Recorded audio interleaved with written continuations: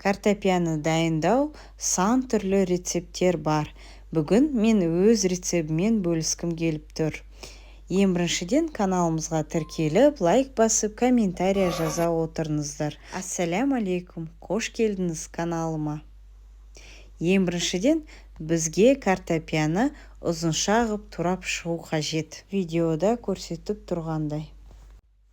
Бұл тағамды бала кезімізде сүйсініп жейтін едік. Оны табада қуырып.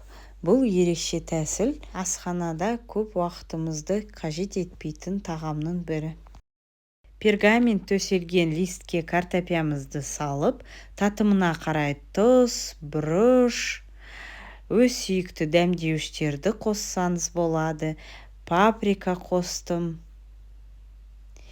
Енді осының барлығын жақсылап қолымызбен араластырып аламыз.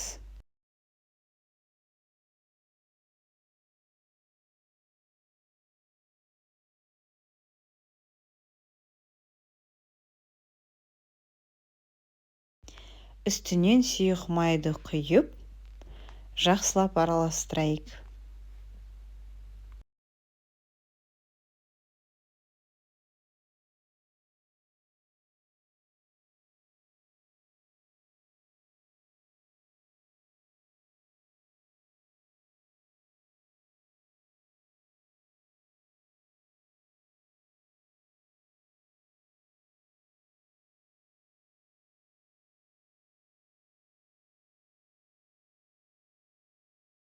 Қызып тұрған пешімізге 200 градуста 20-30 минутқа қоямыз.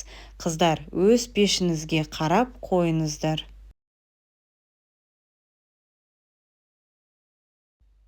Өте дәмді әрі қытырлақ картопиямыз дайын болды. Дәмі зор болып шығады.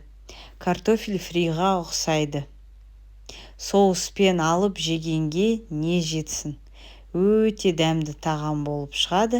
Міндетті түрде жасап, жанұяңызды қуантыңыз.